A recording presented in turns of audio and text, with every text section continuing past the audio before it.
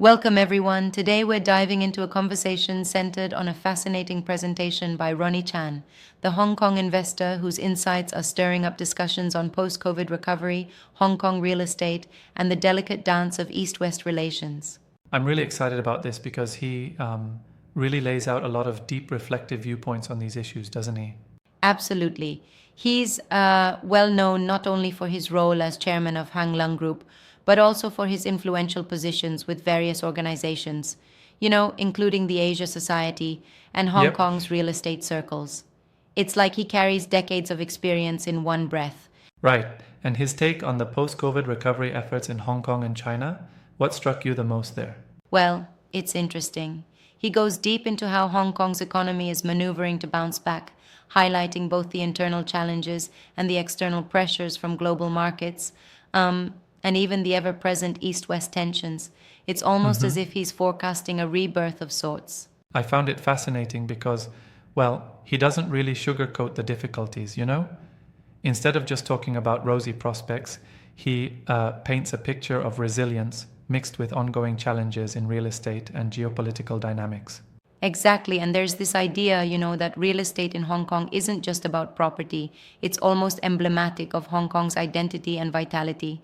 And Ronnie Uh-huh. points out how unique and resilient the market is, given its history and its larger cultural significance. It's like his commentary turns economic trends into more of a narrative, not just raw numbers. Would you say that's a fair observation? Definitely. And I mean, his position gives him this rare vantage point. He's been at the helm during multiple major economic cycles, so his analysis is layered, considering both micro and macro perspectives. Yeah, totally. But did you notice how he also touches on East West relations? That segment was rather bold for someone so deeply embedded in regional business.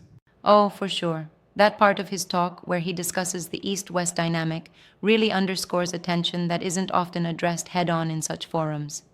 He Right. lays it out in a way that challenges the status quo, showing how historical ties and current policies interplay. I agree. But I must say, his view on East West relations seemed a bit too optimistic to me. The assumption that diplomatic or economic bridges can be easily rebuilt might overlook some stubborn underlying conflicts. I see what you're saying. I mean, in his discussion, Ronnie Chan does lean on the hope that mutual interests can overcome friction, but perhaps that might be a slight oversimplification given the Yeah, I get complexity of that. these international relationships.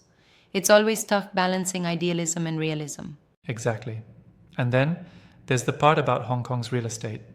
Man, he really dives into how it's more than a market, but a symbol of the city's endurance through various crises.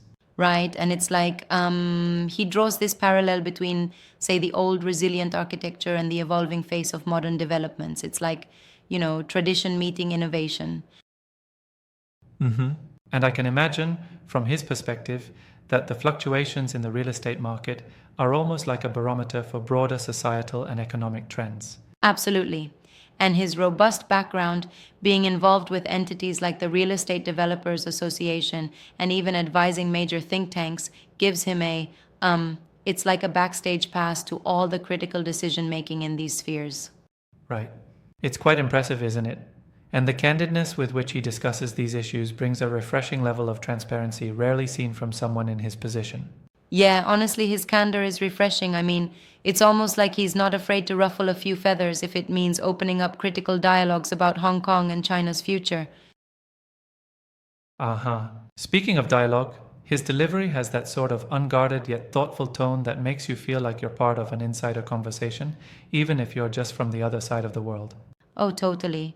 It's like he's saying, look, the stakes are high here, the trajectory of this city, and even of broader East Asian dynamics, is at play. And that touch of personal insight, kind of humanizes these huge economic and political forces. Yeah, exactly. I also noticed he references the city's post COVID recovery as a sort of litmus test for the region's adaptability. It's interesting how he ties it to like historical resilience. Right, and he emphasizes that while COVID was a global disruptor, it also revealed vulnerabilities and opportunities to rebuild stronger frameworks, both in governance and in economic sectors like real estate. It's like turning crisis into a catalyst for improvement, wouldn't you say? For sure. And his perspective is informed by years of experience, which gives his optimistic notes a bit of weight, even if I'm, still a bit skeptical about the ease of such transitions. Absolutely. There's a nuance there. I mean, looking at Hong Kong's history, the city has always bounced back, but scaling that resilience into long term growth, especially in uncertain geopolitics, is a tall order. Yeah. And what's equally captivating is how he ties in his role in both business and culture. His positions in various advisory bodies, universities, and foundations give him this broad view of societal trends that most investors might overlook. Exactly. It's like his work spans the tangible real estate world as well as the intangible aspects of society, like education and cultural dynamics. Uh-huh. That's a lens you don't often see in purely commercial discussions. Yeah, and it sort of bridges the gap between financial insight and social commentary. It adds a rich multidimensionality to the conversation, don't you think? Definitely. It's like, when he discusses East West relations, he's not just talking business, he's talking about cultural exchange, diplomacy, and even historical accountability. Yep, indeed. That multidimensional approach really makes his talk stand out. But I wonder if, sometimes, such a broad vantage point might dilute the focus on the pressing local issues facing Hong Kong. What do you think?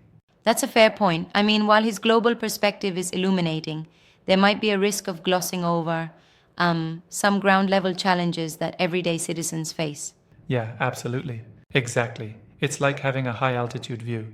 You see the full panorama, but details at street level might get lost in that wide angle. Right, and that's why his frank, sometimes almost unscripted admissions are so valuable. They keep us attentive to both the grand strategies and the daily struggles, especially with neighborhood real estate and community impact. And his commentary, coming from someone who has been through so much of these cycles, really forces us to consider both the vision and the reality. Absolutely. It's like he's saying, look, if we can understand the past and present challenges, maybe we can better shape the future. And his narratives about Hong Kong's post COVID era really underscore that point. Right on.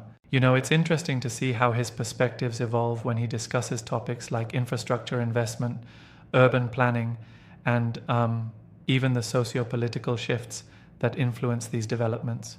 For sure, and what I love is that he doesn't shy away from discussing the necessary, sometimes tough choices.